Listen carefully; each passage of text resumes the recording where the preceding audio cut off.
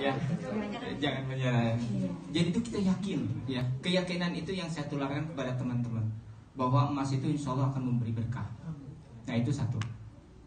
Terus yang keduanya, emang pertama kali saya sulit sekali untuk menjual emas. Mini gold itu, kalaupun saya yakin, ternyata saya terlalu sombong. Sombongnya saya mengandalkan otak saya dan kepintaran saya gitu ya, untuk bahwa ini bisa terjual. Saya yakin gitu kan. Ternyata kita nggak ada apa-apanya. Habis itu saya coba, pertama datang saya ke Sukabumi, saya bawa emas itu, saya datangin teman baik saya, teman saya berbisnis gitu kan. Kebetulan saya alhamdulillah punya perusahaan arsitek landscape ya, saya masih aktif di situ. Saya teman bisnis saya gitu kan, saya bawa mini gold, dia sama sekali nggak beli. Yang saya sangka orang itu yang pertama beli. Dan saya akan bunga bahasa Sundanya, senang sekali ketika pertama kali orang itu saya akan dokumentasikan itulah orang yang terbaik saya, karena dia pernah beli pertama kali dan yakin kepada saya. Ternyata nggak beli Pak. Habis itu ternyata nggak segitu juga. Saya juga ada acara keluarga di rumah, banyak keluarga ya di rumah. Ketika itu saya bawa ada acara arisan gitu kan, saya gelar itu mini gold dan tidak ada yang beli juga. Saya pikir keluarga pasti akan beli gitu kan, saya tidak beli. Nah, poinnya ketika saya mau pulang, saya masuk mobil, udah salaman sama ibu, saya suruh ibu saya bilang, "Mak, gini, bahasa Sunda enggak apa-apa ya, bahasa Sunda lu biar dulu.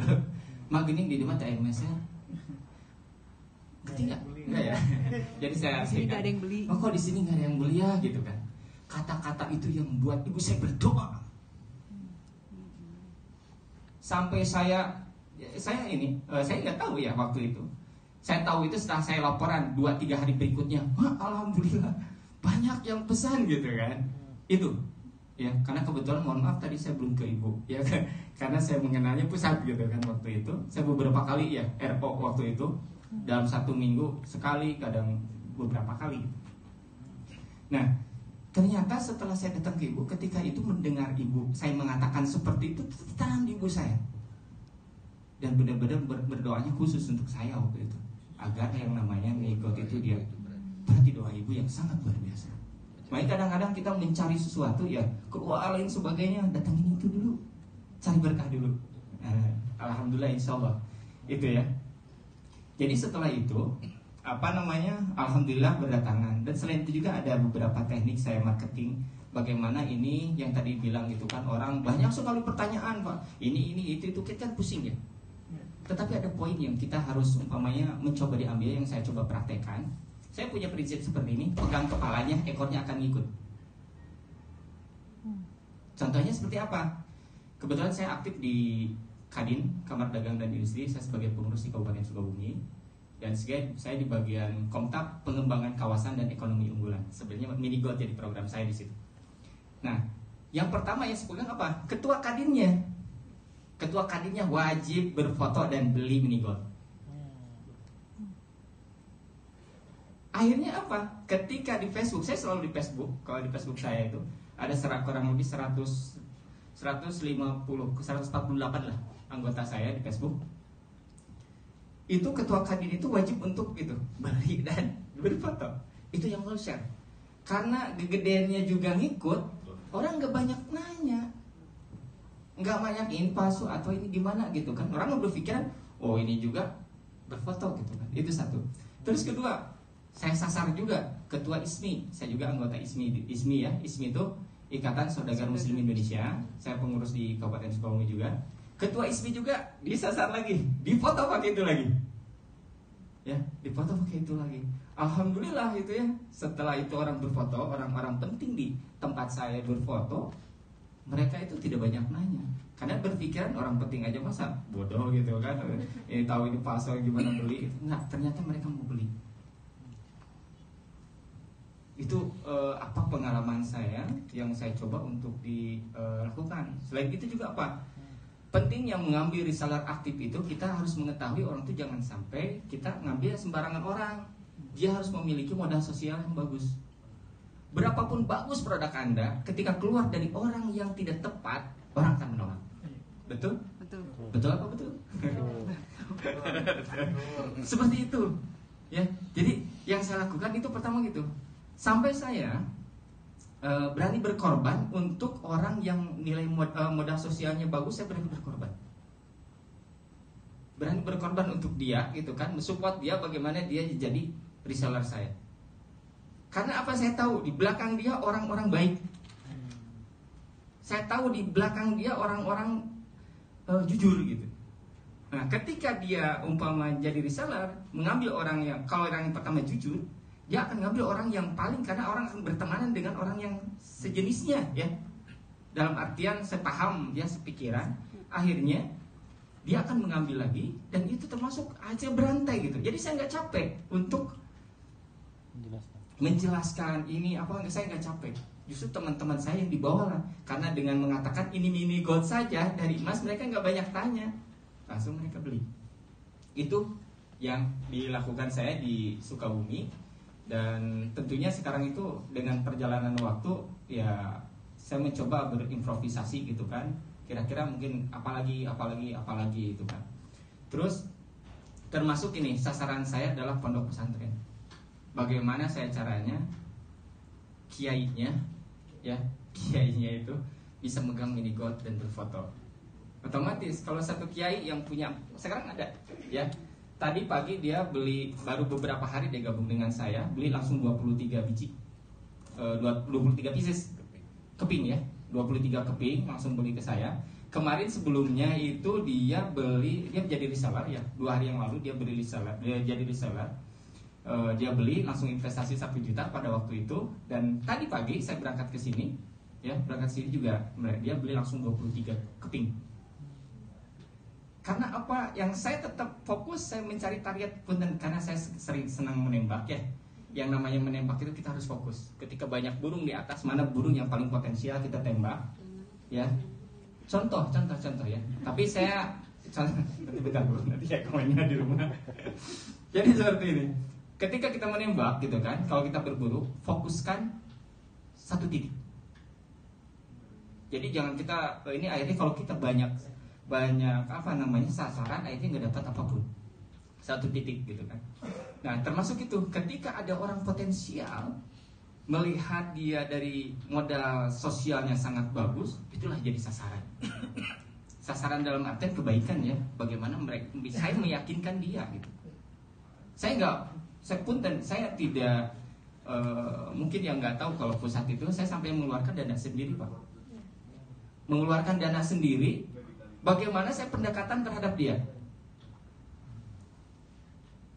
Tapi setelah pendekatan dan ketambah dengan modal saya, alhamdulillah mungkin ya, ketika datang dengan saya langsung percaya. Mungkin pentingnya tadi menjaga nama baik ya itu. Nah jadi alhamdulillah itu seperti itu. Bahkan nanti saya Selasa nanti saya pesan yang kurang lebih sekitar 30 bisnis, katanya yang 0,05. Seperti itu. Jadi sasaran itu penting kita melihat, jangan sampai sembarangan tembak, tetapi kita menembak orang yang potensial. Karena gini, ketika ibu sembarangan tembak, pertama amunisinya akan cepat habis, yaitu baik energi, pikiran dan sebagainya. Tetapi ketika kita fokus, kita akan efektif. Siapa yang akan kita tembak? Seperti itu. Dan itu juga bukan saya memakai seperti itu, dan beberapa juga organisasi seperti yang tadi sampaikan. Ternyata saya punya kesamaan dengan Pak Anto. Saya juga alumni dari Jepang juga Pak. Saya alumni dari Jepang juga. Jadi mungkin ada kesamaannya kita cara kerjanya gitu kan. Beliau di Honda, saya di Toyota sih Pak. Nah seperti itu. Jadi bagaimana tadi kan di sana juga UMKM dan lain sebagainya. Saya pegang dulu di UMKM siapa gitu. Siapa yang berperan, siapa yang berpengaruh di UMKM. Nah, jadi kalau saya mulai dari bawah capek Pak. Capek dari bawah itu. Termasuk tadi pertanyaan asli enggak dan sebagainya gitu kan. Karena gini, manusia itu lebih cenderung dia tuh pengekor. 80% yang saya amati manusia itu pengekor. Jangan kita dari ekornya nangkepnya, tetapi dari kepalanya. Kalau kita tangkap kepalanya, ekornya ikut. Nah, kemarin juga saya di UMKM, saya pegang kepalanya, jadi koperasi UMKM-nya gitu kan. Nah, bagaimana ini produk saya itu bisa masuk di UMKM tersebut, di koperasinya? Gak apa-apa, saya udah tadi ada yang 30-70, gak apa-apa, saya sedikit gak apa-apa gitu. nggak apa-apa ya sedikit itu kan, biar dia lebih semangat gitu. Tetapi saya bermainnya bukan dari satu duanya, tetapi saya mainnya di volume. Mainnya di volume, betul Bapak ya? Emang kecil tapi volume banyak, luar biasa gitu. Di quantity, bermainnya di quantity. Jadi ibu gitu ya, jadi ketika ibu umpamanya ada pengajian gitu kan di situ, jangan didekatin yang ini dulu dari pinggir-pinggir, ramai bu ustadznya ya, kalau kita amplopin nggak apa-apa ya, kita amplopin gitu kan, amplopin, jadi kita sodako saja gitu kan, sodako. Bahkan saya ke reseller saya ada beberapa, kadang-kadang hari Jumat, bagaimana kita kasih diskon. Jadi biasa harga dari pusat segitu, saya lebih bawah Pak, bisa. Tetapi itu ternyata efeknya luar biasa. Ketika orang mendapatkan diskon, beli, masa beli cuma satu, nggak ada temannya gitu kan. Nah dari situlah mulai gitu. Itu jadi memecahkan yang pertama, bagaimana mereka beli. Setelah beli, bagaimana mereka itu bisa continue gitu kan. Itu tahapan-tahapan yang saya lakukan di Sukabumi. Nah seperti sekarang, bagaimana caranya continue? Saya ketemu dengan teman saya gitu kan, punya anak berapa, ngobrol gitu kan. Terus anak usia berapa? Inilah mungkin kelas berapa gitu ya? Ya kelas 3 SD. Mau masuk kemana gitu? Oh saya mau masuk, pengennya sih ke sekolah boarding school tapi mahal dan sebagainya. Wih, saya ada solusi. Solusinya apa? Nah, baru saya masuk mulai. Dari 3 tahun itu saya pecah menjadi beberapa bulan, di beberapa minggu. Saya bilang ini, masuk sekolah IT itu berapa? 15 juta. Nah, 3 tahun itu kalau kamu menyimpan uang sekarang, boleh 3 tahun berikutnya 15 juta. Sekarang 15 juta. Tapi 3 tahun berikutnya Anda bisa jadi itu jadi 20 juta. Anda tetap masih kurang. Emang caranya gimana? Nah, saya kasih ilmunya. Bagaimana? Nabung di emas. Emas kan mahal. Nah, udah mulai kan? Emas kan mahal. Nah, jadi ketika kita melemparkan masalah, ya bikin mereka ragu, kita kasih sekaligus dengan solusi. Solusinya apa? Nah, solusinya gini. Sebenarnya Bapak cuma menyiapkan 1 minggu itu 0,05 gram, Pak. 0,03 gram itu cuma 54.000. Gitu kan? 54.000 saja Bapak bisa menyelamatkan anak untuk mendapatkan pendidikan yang lebih layak 3 tahun yang akan datang. Saya perlihatkan pergerakan emas dari kurva dari tahun ke tahun seperti ini loh. Jadi ketika naik 20 juta pada 3 tahun yang akan datang, ya, emas ikut naik. Jadi walaupun kurang dia tidak akan jauh. Nah, jadi mereka akan berpikiran, oh ya ini rasional gitu kan. Bener nih gitu kan. Alhamdulillah beberapa orang sampai seminggu sekali ada yang beli ke saya 0,5 gram. Seminggu sekali. Ada yang continue gitu kan 0,05, ada 0,1 dan sebagainya. Nah, untuk mendapatkan saya konsumen-konsumen yang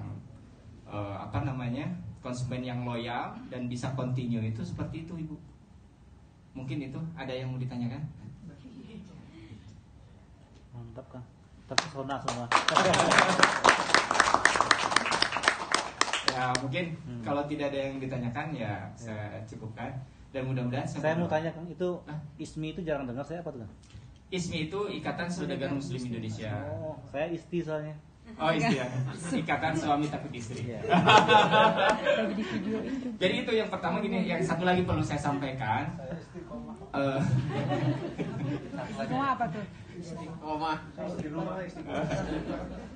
Jadi sebisa mungkin ya kalau emang orang yang berorganisasi itu akan lebih mudah. Ya, ketika kita senang berorganisasi itu akan lebih mudah. Kenapa lebih mudah? Otomatis kita jangkauannya itu akan lebih luas.